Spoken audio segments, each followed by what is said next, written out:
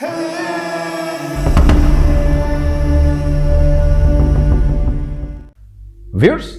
मैं हूं कैसर शहजाद और मैं आपको सुना रहा हूं the extensive story of Mankind, इंसान की वसी कहानी। अपनी इस वीडियो सीरीज की पिछली एपिसोड 15 में मैंने आपको यह बताया कि कैसे हमारी जमीन पर हर तरफ घास फैलने के बाद अर्ली प्राइमेट्स पहली बार दरख्तों को हमेशा के लिए छोड़कर जमीन पे बसने लगे, और फिर कैसे उनके जमीन पे बसने के नतीजे में उनमें बायपैडलिज्म यानी दो टांगों पे चलने की सलाहियत इवॉल्व हुई। और अपनी पिछली एपिसोड में मैंने आपको यह भी बताया कि कैसे हमारे अर्ली प्राइमेट्स के हाथ हमेशा के लिए आजाद हो चुके थे। इसी वीडियो सीरीज को जारी रखते हुए आज की एपिसोड में मैं आपको यह बताऊंगा कि कैसे एवोल्यूशन ने इन हाथों को मजीद फिजिकली स्ट्रांग बनाया, वही हाथ जो आने वाले दिनों में पूरी इंसानी तारीख में एक अहम किरदार अदा करेंगे। इस एपिसोड में मैं आपको यह बताऊंगा कि कैसे हमारे अर्ली प्राइमेट्स ने पहली बार इन्हीं हाथों का इस्तेमाल करके पत्थरों से मुख्तलिफ टूल्स को बनाना सीखा, और कैसे इन्हीं हाथों के इस्तेमाल से हमारे अर्ली प्राइमेट्स ने आग यानी फायर को अपना गुलाम बनाया। इन तमाम सवालों का जवाब मैं आपको दूंगा आज की इस वीडियो में। मेरे साथ जुड़े रहिएगा।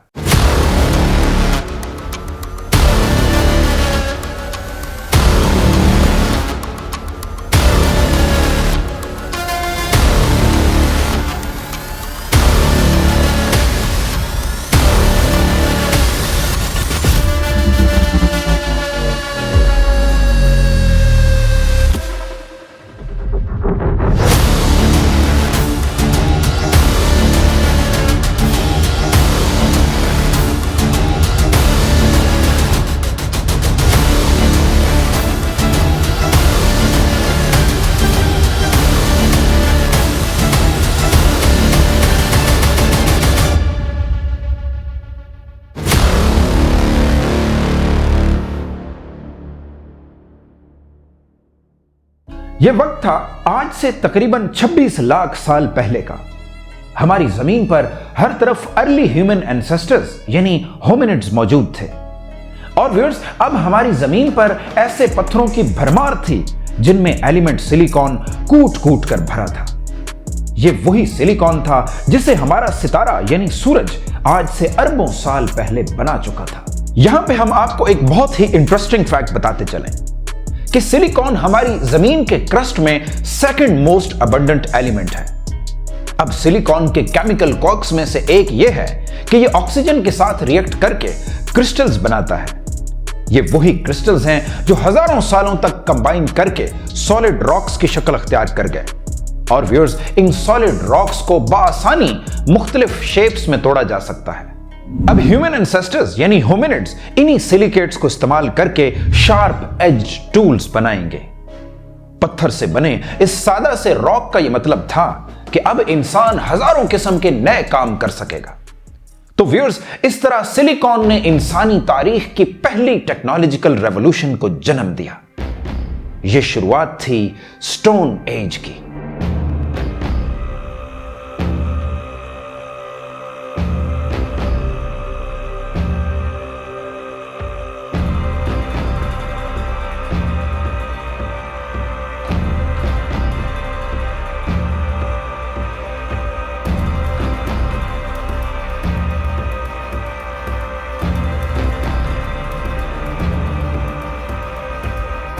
तकरीबन 25 लाख साल कबल हमारी जमीन पे स्टोन एज की शुरुआत होती है। और व्यूअर्स, अब ह्यूमन एंसेस्टर्स इन पत्थरों का इस्तेमाल करके मुख्तलिफ टूल्स को बनाना सीख गए, और इन टूल्स की मदद से वो मुख्तलिफ काम लेने लगे। और व्यूअर्स, इन्हीं टूल्स का इस्तेमाल करके वो मुख्तलिफ टेक्निक्स भी सीख चुके थे, जैसा कि napping technique, cutting and butchering, defence and hunting. अब हंटिंग की मदद से इंसान अपनी फूड रिक्वायरमेंट्स को ज्यादा बेहतर तरीके से पूरा करेगा। यही वजह है कि शुरू के इंसान को हंटर गैदरर्स कहा जाता है। व्यूअर्स, जैसे जैसे हमारी इस जमीन पर ह्यूमन एंसेस्टर्स अपने आप को एनवायरनमेंट के मुताबिक एडवांस कर रहे थे, वैसे ही एवोल्यूशन ह्यूमन एंसेस्टर्स में कुछ बायोलॉजिकल चेंजेस भी ला रही थी। तकरीबन 20 लाख साल से ह्यूमन एंसेस्टर्स के न्यूरल नेटवर्क्स बढ़ने लगे।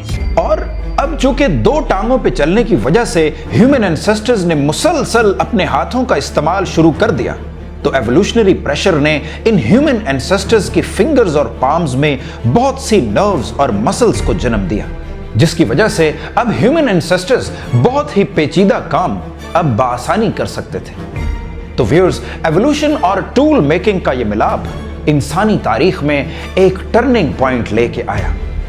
यह हकीकत में एक इनकलाब था। इन टूल्स की इन्वेंशन के बाद अब ह्यूमन एंसेस्टर्स की ईटिंग हैबिट्स भी तब्दील होने लगी। अभी ह्यूमन एंसेस्टर्स शिकार में माहिर तो न थे, लेकिन वो दूसरे जानवरों के किए गए शिकार की बची खुची हड्डियों से मैरो निकालने में महारत रखते थे, क्योंकि उनके पास अब पत्थरों से बने सोफिस्टिकेटेड टूल्स मौजूद थे। और ये मैरो उन ह्यूमन एंसेस्टर्स की फूड का बहुत बड़ा सोर्स था।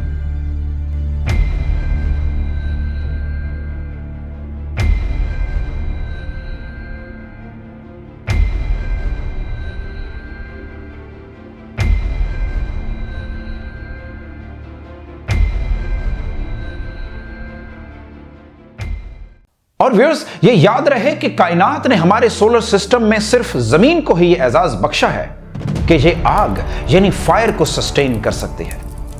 इस जमीन पर जब ह्यूमन एंसेस्टर्स अपने आप को मुसलसल एडवांस कर रहे थे, तो इसी स्टोन एज में तकरीबन 8 लाख साल कबल इंसान ने फायर को जलाना और उसको इस्तेमाल करना सीखा। फायर का इस्तेमाल भी इंसानी तारीख में किसी इनकलाब से कम न था। यह आग आने वाले दिनों में इंसान का डेली अफेयर बन जाएगा। इस आग ने कैसे इंसानी तारीख को तब्दील कर दिया, कैसे इस आग से पकने वाली फूड ने ह्यूमन एंसेस्टर्स के बायोलॉजिकल मेकअप को तब्दील किया, और कैसे इस कुक्ड फूड के नतीजे में इंसान को पहले से बहुत ज्यादा न्यूट्रिएंट्स फराहम हुए। वही न्यूट्रिएंट्स जो आने वाले दिनों में इंसान के ब्रेन की एवोल्यूशन में एक अहम किरदार अदा करेंगे।